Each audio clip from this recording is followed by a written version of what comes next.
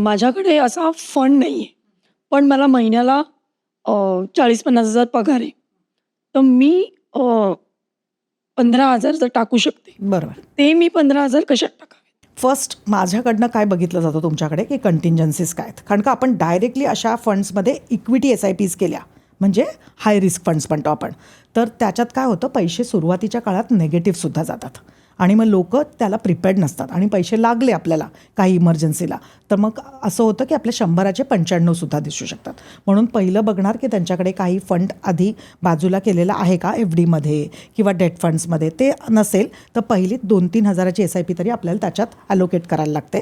त्याच्यानंतर मग तुमचे काही ना काहीतरी मिड टर्म, किती लोक मला म्हणाली की मी ये मेरे रिटायरमेंट के लिए कर रहा हूँ, ये किड्स एज्युकेशन, असं होत नाही माझ्या एक्सपिरियन्समध्ये. मध्येच कार दिसणार, मध्येच बाईक दिसणार, मध्येच वेकेशन दिसणार, मग त्याच्यासाठी इन्व्हेस्टमेंट्स होणार आणि मग जो मेजर चंक असतो तो तुमचा लॉंग टर्म इन्व्हेस्टमेंटसाठी जातो. त्यामुळे ना क्लायंट कुठेही प्रेझेंट लाईफस्टाईल कॉम्प्रोमाइज नाही करत. At the same time they cater to their future goals. इतकं सोपं असतं हे गणित, काही कॉम्प्लेक्स नसतं. आता बऱ्याचदा असं होतं की जेवढं इन्कम आहे ना तेवढाच खर्च पण होतो. तर सेव्हिंग्स करणं का महत्त्वाचं आहे?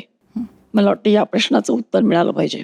काय होतं आहे, एकतर फोमो किंवा पेअर प्रेशर किंवा तुम्ही काय त्याला जे मुलं म्हणतील आजकालची ती. कारण का आता माझ्याच ऑफिसमध्ये 15 लोकांचा स्टाफ आहे आणि त्यात मला मजा सांगायला आवडेल की 10 यंग मुलं आहेत जे CFA CFP करतायत वगैरे. तर आता मी काय बघते आहे माहिती आहे ह्याच्यात, iPhone आता 17 आला. काय झालं म्हणजे iPhoneच्या गॅलरीमध्ये स्टॅम्पेड झालं.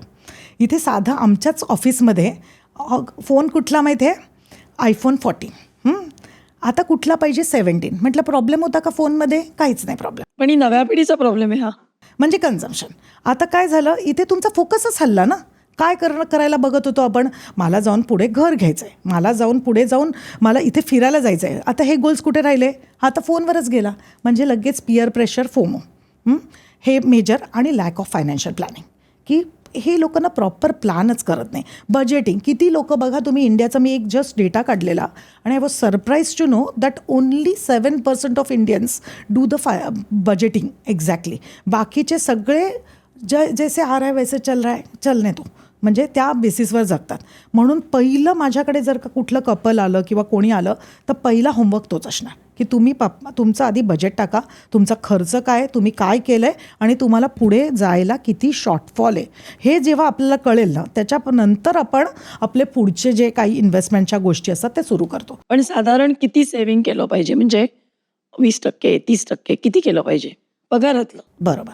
आता नाही, ह्याला फायनान्सने एक रूल दिला आहे, 50-30-20. What is that rule? आता जसं फॉर एक्झाम्पल 100 पगार आहे आपला, त्याच्यातनं 50 आपला जो काही घर खर्च वगैरे त्याच्यात जाणार, 30% आपल्या लाईफस्टाईलमध्ये जाणार.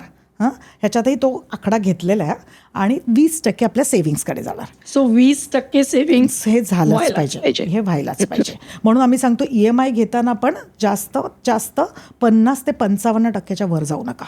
कारण का जर का तुम्ही पण मग तो या 20% नाही धरत EMI? नाही, तो 30% ह्याच्यात पकडला जातो. कारण का 20% आपल्या फ्युचर सेव्हिंगसाठी हे झालेच पाहिजे, त्याला हातच नाही लागला पाहिजे. आणि हे जनरलाइज नाही करतायत कारण का सगळ्यांचे ना लायबिलिटीज वेगळे असतात. पण साधारण 50, 30 आणि 20 हे अगदी हा बेसिक फॉर्म्युला क्लायंट्स आपले फॉलो करू शकतात. आता ह्याच्यामध्ये इमर्जन्सी फंडचं काय? आता तुम्हाला पहिला जसा जॉब लागतो ना, पहिलं काय गोष्ट केली पाहिजे एखाद्या कुठल्याही प्रेक्षकाने, आपल्या जे व्ह्युअर्स आहेत, की पहिलं आपलं इमर्जन्सी फंड बाजूला झाला पाहिजे. आता तो म्हणजे काय की मला जो काही 6 महिन्यांचा खर्च लागतो आहे तो एक बाजूला झाला पाहिजे. That can be in FDs, that can be in date funds जिथे लॉक इन नसतं. ते झालं की मी मोकळा काय जे इन्व्हेस्टमेंट, कारण का मध्ये काही जॉब लॉस झाला, मला मेडिकल इमर्जन्सी आली, मला काही कुठलेही खर्च आले तर माझे ह्या कॉर्पसमधनं ते खर्च होणार आहेत. बाकी जे मी फ्युचरसाठी जे काही इन्व्हेस्टमेंट करतो आहे ती तशीच्या तशी इंटॅक्ट राहते. सो हा त्याचा ॲडव्हान्टेज असतो. म्हणून इमर्जन्सी फंड ही कन्सेप्ट आजकाल खूप महत्त्वाची झाली आहे. तो किती पर्सेंट व्हावा? 5%, 10%? याला पर्सेंटेजमध्ये असं नाही म्हणता येणार. ह्याच्यात तुम्ही काय, आता समजा तुमचा महिन्याचा खर्च फॉर एक्झाम्पल एखाद्याचा 25,000 आहे, त्याला मल्टिप्लाय बाय 6, हा जास्तीत जास्त कोणी 3 महिने पण ठेवतात. So minimum 75,000 maximum it can be 1.5 lakhs. आता त्याच्यात घरात वयस्कर लोक जास्त आहेत किंवा आजारपण आहे, तर अशा वेळेस आम्ही सांगतो की जास्त ठेवा. काय फॉर्म्युला आहे परत सांगा. Minimum 3 months of expense minimum, आणि it can be 6 months which is ideal basically.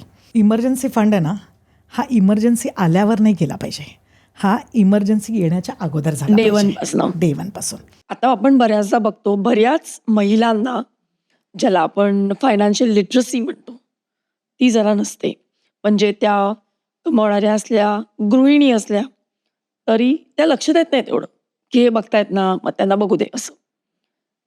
तर तुम्ही स्वतः स्त्रिया म्हणून काय सांगाल, स्त्रियांना कसं आर्थिक त्यांनी साक्षरता आणली पाहिजे? आता जेवण करताना बघा, साधं आपण जेवण करताना मीठ जरी कमी असेल ना, तरी आपल्याला लगेच लक्षात येईल की हे मीठ कमी आहे. किंवा गोडाचा पदार्थ, आता ह्याच्यात ना जरा साखर टाकली पाहिजे, आई लगेच बोलणार. म्हणजे काय, हा एक्सपिरियन्सचा प्रश्न आहे. आता इथे कसं होतं माहिती आहे, ही थोडीशी मेल डॉमिनेटेड आहे. म्हणजे कसं, पुरुषांनी आधीपासून काळातनं ह्याच्यात इन्व्हॉल्वमेंट दाखवलेली आहेत, आणि त्याच्यात कसं झालंय, कारण ते कमावते होते म्हणून. आता त्याच्यात मग वडिलांनी डिसिजन्स घेतले, मिस्टरांनी डिसिजन घेतले, भावाने डिसिजन्स घेतले. ती कुठेतरी तिला ना तो कॉन्फिडन्स येत नाही स्त्रियांना, की मला एक तर लिटरसी नसते फर्स्ट ऑफ ऑल, आधीच्या काळातल्या गोष्टी करूया आपण, आणि नंतर कॉन्फिडन्स असतो, मी चुकली तर, हे पैसे बुडले तर, हे पैसे कमी झाले तर, ही भीती असते. त्याच्यामुळे त्या ते पाऊल टाकायला घाबरतात. पण जर का लक्षात असेल तर स्त्रिया ह्या खूप सुंदर सेव्हिंग्स करणाऱ्या असतात. आता तुम्ही आपल्या आजीला बघा, म्हणजे मला अजूनही आठवतं माझ्या आजीचं, कुठेतरी ना ते 5चं 25चं नाणं, 1 रुपयाचा कॉईन असे ना त्या तांदळाच्या डब्यात, गव्हाच्या, आणि आजोबांना जेव्हा पैसे लागायचे किंवा माझ्या आईला जेव्हा पैसे लगेच ते पाठवून देणार. म्हणजे आपल्याला सेव्हिंग्सची हॅबिट होती. पण आता झालं कसं, over the period of time हे ॲव्हेन्यूज चेंज झाले. पण आता तुम्हाला मला सांगायला आवडेल की जेव्हा आता हे पॉडकास्टमध्ये आम्हाला महिन्याला 200-250 लीड्स दर महिन्याला येतात मिनिमम. त्यातनं जर का तुम्ही बघितलं तर जवळजवळ 30 ते 40% हे म्हणजे लेडीज लोक मला कॉल करतात. एक तर लेडीज असेल म्हणून पण की लगेच कनेक्ट करता येतं. बट म्हणजे हे दिसतंय की इकडून आता जरा तो शिफ्ट होत चालला आहे. Ladies are showing the interest, they are in the economy too, म्हणजे आता म्हणजे साक्षरता वाढल्यामुळे त्यांना जॉब्समध्ये पण आहेत, ते फोकस्ड आहेत, ते करिअर ओरिएंटेड आहेत, आणि त्यांना का हे गरजेचं आहे हे त्यांनी समजून घेतलं पाहिजे. ही क्लिप शेवटपर्यंत बघितल्याबद्दल खूप खूप धन्यवाद. संपूर्ण एपिसोड बघण्यासाठी खाली दिलेल्या लिंकवर क्लिक करा आणि सर्व काही चॅनलला सबस्क्राईब करायला विसरू नका.